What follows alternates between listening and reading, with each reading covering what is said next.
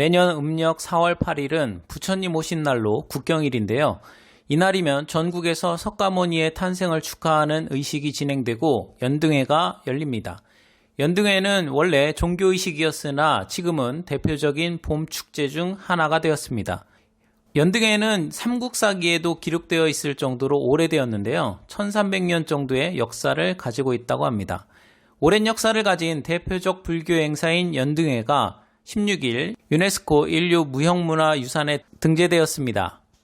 2001년 종묘제례 및 종묘제례학이 처음으로 등재된 이후 판소리, 강릉단오제, 강강순례부터 연등회까지 총 21건의 인류 무형문화유산이 등록되었습니다. 이 소식을 들은 주변 국가들은 배 아파 죽으려고 하는 중인데요. 특히 한반도 역사를 자기 나라의 역사에 종속시키려 국가 차원에서 동북공정을 추진하고 있는 중국이 가장 배 아파하고 있습니다. 한국의 유네스코 인류 무형문화유산 등재에 대해 석가모니가 한국인이었을 가능성이 있냐며 조롱하고 있고, 일본은 한국의 연등회가 자국의 아오모리 등불축제를 모방했다고 말하고 있습니다.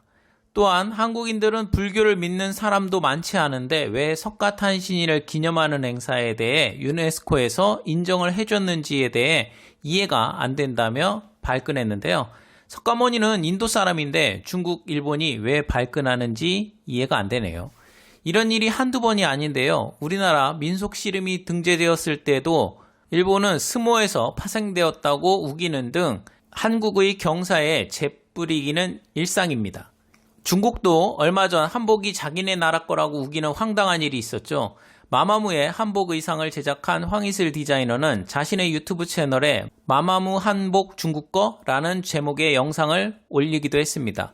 중국인들이 마마무의 한복 복장에 대해 중국에서 논쟁을 일으켰다며 중국 팬들에게 해명하지 않으면 앞으로 중국에서 활동하기 힘들 것이라는 메시지를 받았다고 공개했습니다.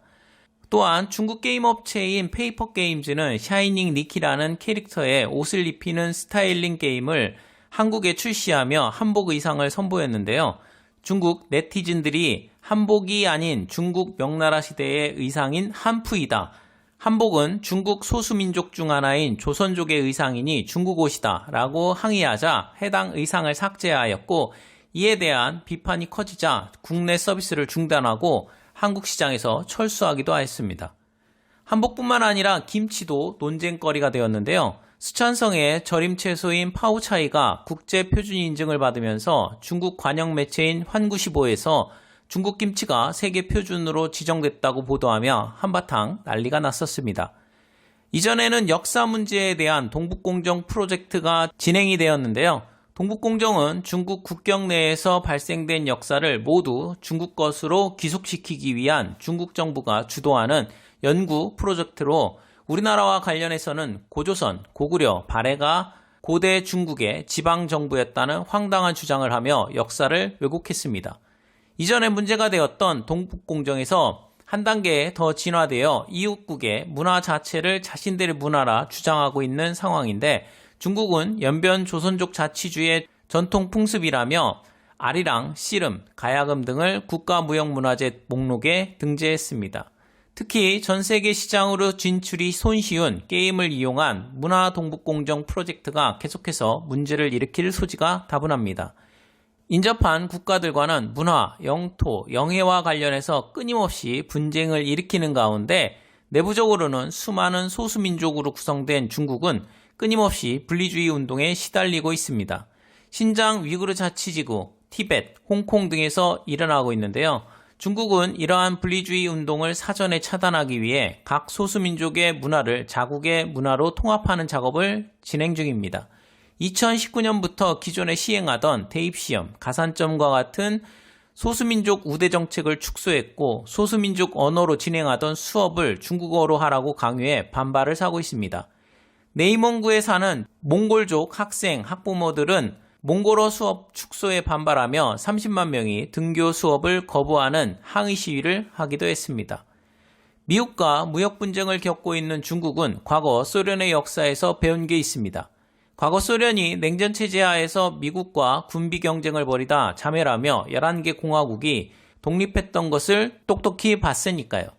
지금이야 중국이 전 세계 넘버 2일 정도로 힘이 세고 강하니 억울하고 분해도 참지만 만약 중국 공산당이 소련과 마찬가지로 통치력이 약해진다면 불만과 함께 분리독립에 대한 열망도 같이 커질 것이기 때문입니다.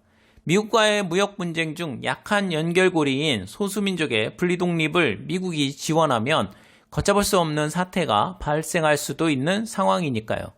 그러한 사태를 차단하기 위해 중국은 소수민족에 대한 감시를 강화하고 인권 탄압을 자행하고 있는 중입니다.